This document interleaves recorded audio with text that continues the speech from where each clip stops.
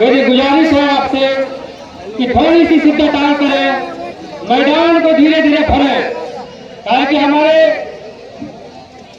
सूबे के सदर, हमारे हिंद के सदर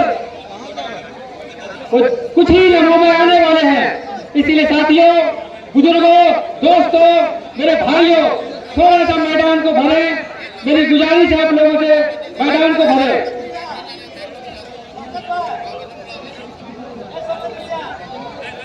इस मंच पे बैठे हमारे एम के सदर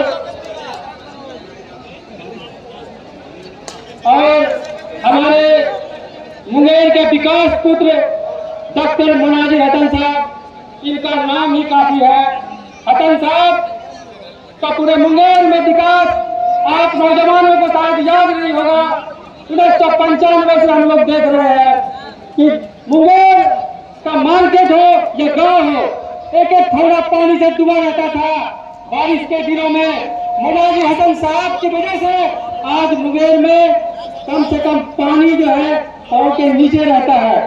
साथियों, चाहे भवन निर्माण हो, चाहे स्कूल निर्माण हो, चाहे किसी बच्चे का एडमिशन हो, चाहे किसी गरीब का इलाज हो, तो यही मुनाजिर हसन साहब विधायक नहीं, आपका बेटा बनकर, आपका भाई बनकर, आपका दोस्त बनकर काम आया है। तो आज मैं शहर से निर्व्यास चक से आपसे ऐलान करने आया हूँ कि साथियों, धोखे में नहीं आना है, धोखे में नहीं आना है। आपको अपने काम का लो, जो कांग्रेस से आएगा, आरजेडी से आएगा, यहाँ तक कि जदयू से आएगा, बीजेपी से आएगा, आपको बहकाएगा, तो बहकाने में नहीं आना है। अगर आज आप बहकाने में आ गए तो अपना हक नहीं ले सकते हैं। तो अपने हक को लेने के लिए आपको पतन छाप पे वोट देना होगा। साथियों, मैं ये कहना चाहता हूँ कि पिछले आजादी के 75 साल में मुसलमान कहाँ है, ये आप सोचें।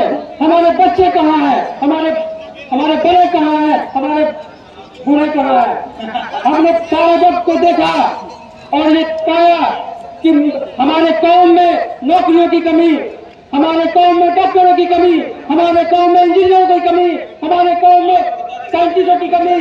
सिर्फ एक अब्दुल कलाम से काम चलने वाला नहीं है। हर जिला में एक अब्दुल कलाम चाहिए, हर डिस्ट्रिक्ट में एक अब्दुल कलाम चाहिए, हर विधानसभा में मुनाजिर हसन चाहिए।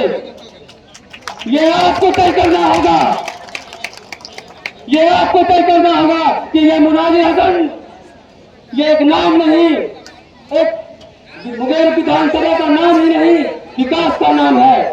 आपको सोचना होगा कि मुनाजिर हसन या किसी और पार्टी का नेता, आप ये बताएं, अगर मुनाजिर हसन इस विधानसभा का एमएलए बनता है, मंत्री बनता है, तो आप रात के 1 बजे भी मुनाजिर हसन के पास जा सकते हैं, जा सकते हैं कि नहीं जा सकते हैं? और गए भी होंगे, क्या भाई, आप लोग गए भी होंगे। और अगर दूसरा विधायक होता है तो क्या आपको दिन के 12 बजे भी नजर आएगा? आएगा? हाथ से बताइए, आएगा? नहीं आएगा। तो साथियों, हमने कई पार्टियों में रह के देखा, कई पार्टियों में रह के देखा। मेरा पहला वोट 1995 में मुनाजिर हसन को जनता दल चक्र छाप में पड़ा था। मेरी जिंदगी का पहला वोट, मेरी जिंदगी का पहला वोट। तो ऐसे जो नौजवान है, तो हमारे पहले वोट से और कई लोगों के वोट से विधायक बने थे और राज्यसभा में राज्य मंत्री बने थे, विधानसभा में, और इसके बाद भवन निर्माण मंत्री बने, सांसद बने। ये आपके वोटों से बने। तो क्या आप नहीं चाहते कि आपके वोटों से फिर एक बार विधानसभा जाए और मंत्री बने? चाहते हैं कि नहीं चाहते हैं? अगर चाहते हैं तो सोच समझ के वोट करें। ये वोट का चोट 5 साल तक याद रहता है। अगर सही जगह पर चला गया तो आपके बच्चों के तकदीर, भविष्य, तालीम सब पे फर्क पड़ता है। दोस्त, अगर गलत जगह पे चला गया तो आपके मोहल्ले के, गांव के, सड़कों, नालों सब पे फर्क पड़ता है। इसलिए मैं कहना चाहता हूँ, अगर गांव के नाला और सड़क को ठीक करना चाहते हो, घर तक पानी पहुंचाना चाहते हो और अपने बच्चे को डॉक्टर इंजीनियर बनाना चाहते हो, अपने बच्चों को प्रोफेसर बनाना चाहते हो, तो सोच समझ के पतन छाप पे वोट देना और मुनाजिर हसन साहब को विधानसभा भेजने का तय करना। यही वोट आपके बच्चों की भविष्य बनाएगा।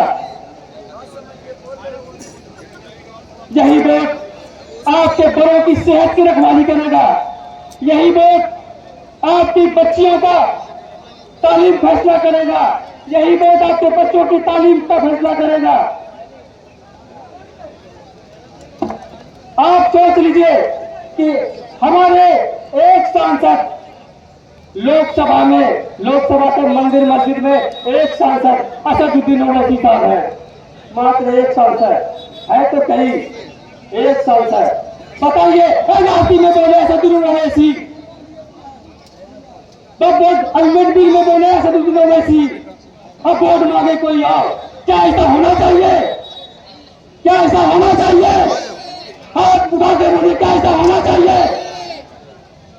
अमेंडमेंट में बोले ओवैसी अकेला तनहा, और वोट लेने के टाइम में आए कांग्रेस, जदयू, आरजेडी।